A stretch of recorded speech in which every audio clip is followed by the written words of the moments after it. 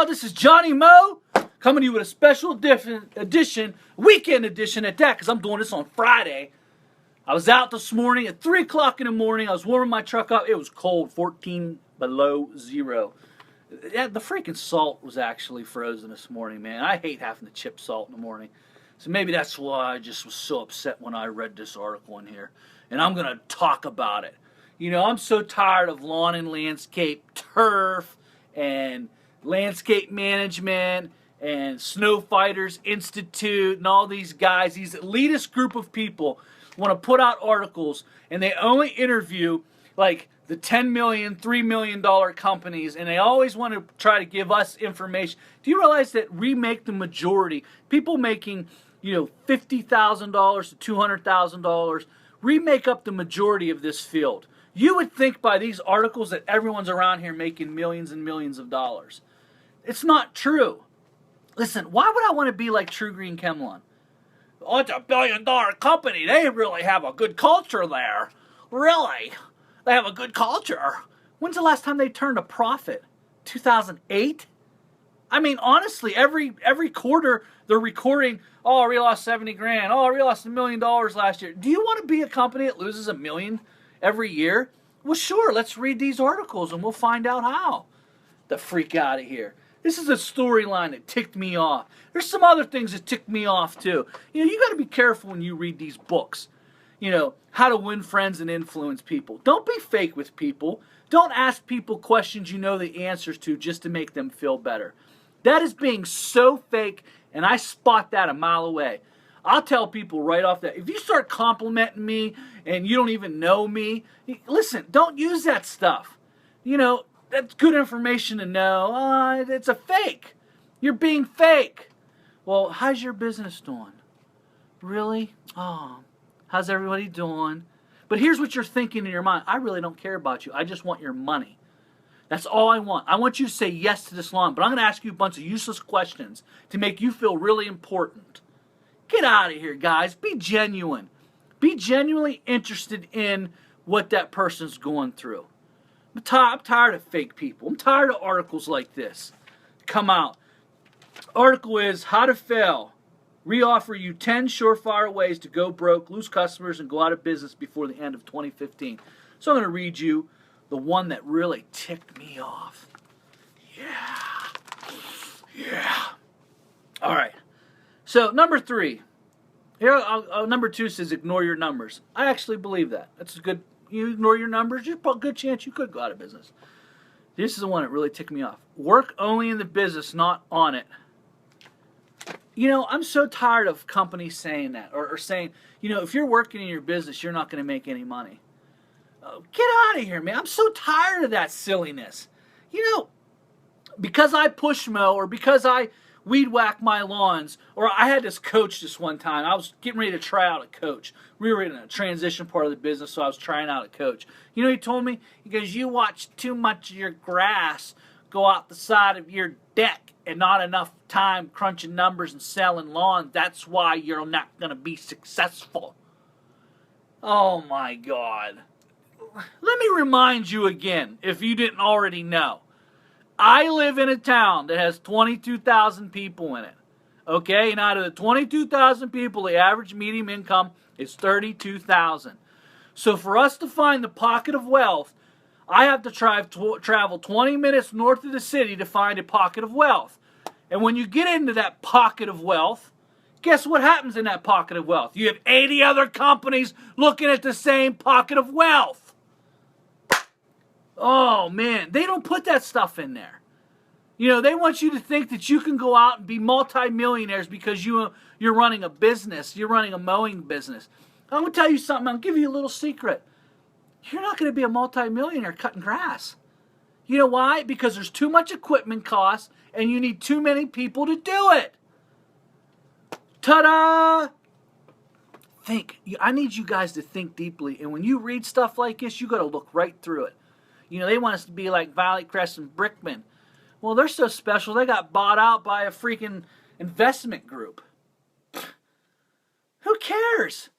Now they're Bright View or Bright Land, or I don't care what they are. I don't see a Brickman here. 22,000 people. Why don't you tell the truth?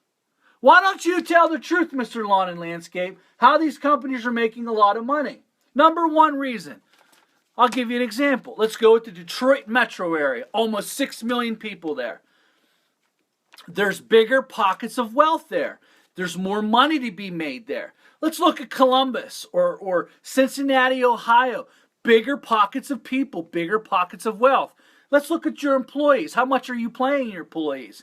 Your H-2B workers that you send back to Mexico every single year that you've probably only paid a little bit above minimum wage. Let's be honest with you. Let's compare apples to apples. I'm paying my guy 14, you're paying him 8, 9, maybe 10. And then you're renting a house out to him, taking that out of his check, plus paying all the house bills, taking that out of his check. Come on, why don't you tell the truth? Where's that in there? Look, let's find American word. Let's see if there's any pictures of if they have anybody they interviewing people. You know, look, they put all these nice pictures of mowers in here with all these American workers on it. But what's funny is when you go to a big city, you don't see any American workers. Isn't that interesting? Isn't that interesting? They don't plant all that in there. See, until they start writing articles, Mr. Lawn and Landscape, Landscape Management, Turf, I'm going to keep banging away at you. I'm going to keep letting you know. There's more of us than them. You know, you want me to be like True Green? I didn't turn a profit. Is that what I should be like? Should I just spend all my money, have bad business practices, you know, call people and bug them constantly to try to sign them up, and then just not turn a profit, and then who cares? Because, you know, a company bought them out and they were being sustained by the other corporate earnings. Oh, man. You know, here's another one. Here's a good one. This one here really got me. This is a good one. He said, look, a lot of successful contractors replace their equipment every 2 to 3 years. A lot of successful contractors. My last mower had 4,700 hours on it when I got rid of it. Generally, the warranties are going about 3 years now. So you want me to take a machine, and I have big boy machines. You know, these machines can cost upward to $14,000. You want me to spend 14 grand every 2 to 3 years because, you know, you don't want it to break down. That's such a bad business practice. I mean, your return on investment, you need to make money on that machine. You can't do stuff like that. You know, every 2 years, you're 14 grand. I mean, come on, guys.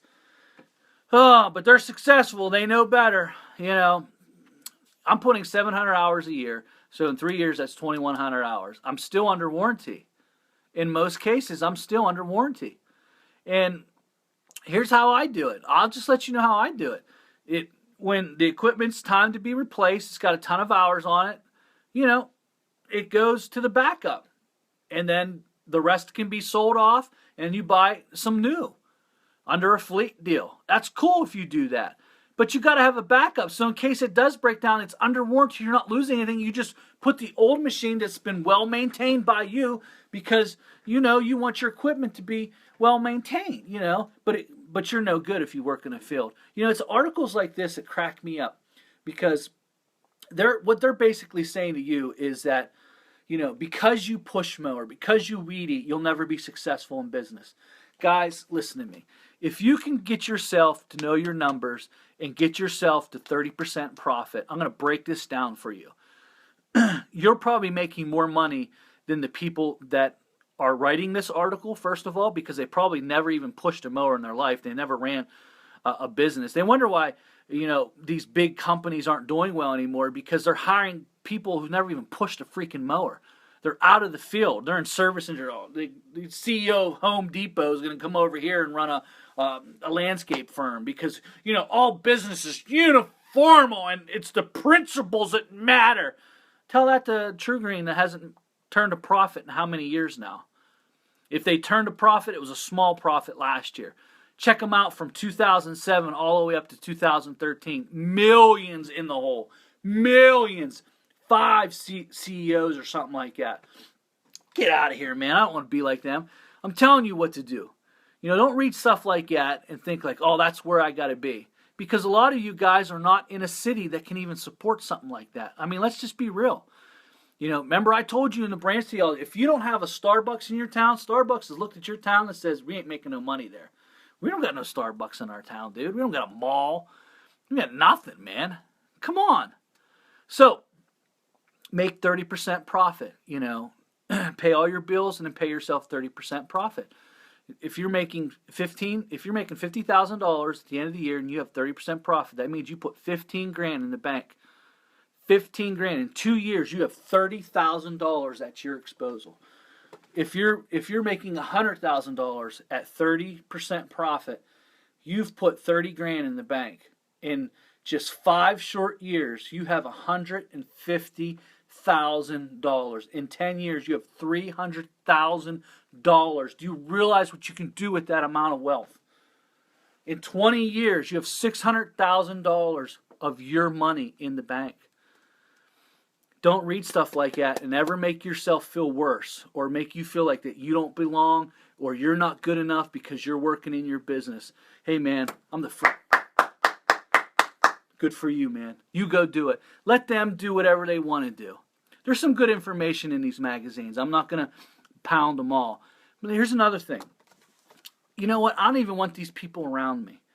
You know, these people that dangle you a carrot and you bite just enough, and then they take the carrot away. Well, if you want the whole carrot, if you pay me $110 a month for 12 months, I will take your business to the next level. Oh, thanks. Okay. And now you're sitting there trying to figure out how to, you're spending money on silliness. Or if you give me $20,000, I will take you to my private island and I will build you a bit. But you have to have $1 million in gross sales. And you got to be serious. And you got to listen. If you want to be my friend, you can just be my friend. There's no strings attached. I'm not trying to sell you anything. I'm just keeping it 100. Most of the people that are doing this are just wanksters. They're flat out. They're faking it. You know, they couldn't take a company. You know, Brickman couldn't come in to where I live with only 22,000 people in a clean house. They couldn't do it. That's why they're not here. Because they couldn't do it. Get away from people like that who really, the only reason why they want to suck you into their forum or their channel is so that you can just buy this over here. I don't want nothing to do with those people. You can just go pound salt. You know, guy sent me, Snow Fighters Institute sent me this curriculum. You're going to teach me how to plow snow. Here's some of the classes, $2,000. Whoo! Wow, look at that layout. Myers. Woo! I bet you they spent some money in there. What are you going to do? Teach me? It's up, down, left, right. Push snow downhill. Don't push it uphill. Salt the lots. Fill them out. Make some money. What are you going to do? You going to teach me how to do something better? You going to I'm going to get me a $40,000 loader and we're going to go work for Lowe's. Really? You're going to go work for a management company? Guys, you need to think past this stuff. These people are considered the elite, the best of the best. They're making real money. You're sitting in Chicago where your average snowplow is probably 100 inches a year. Obviously, you're going to do well in snow plowing. What about when you're in a place that only has about 12 inches a year? Think, guys. Think. That's my rant for today. Listen, you don't have to do nothing to be my friend. I'm not trying to sell you anything. I'm just trying to help people out. And you ask, Johnny, why are you helping people out? Because honestly, someone helped me out before. Someone, when I was broke and didn't have a car and needed to get away to work, someone stepped in and bought me a car and gave me the title and said, it's your car. I didn't need a handout. I needed a hand up. And that helped me because it got me to go to work to make some money to help build my business. And you know what? Sometimes people are just down and out. They don't need this lecture on how you need to find a way to get $100 a month and give it to that person or suck them into your channel so you can sell them this product and you're going to be a success. I just don't like that stuff. And I understand there's a part of it where money's involved and there's the business side to everything. Guys, that's my time. Just being real.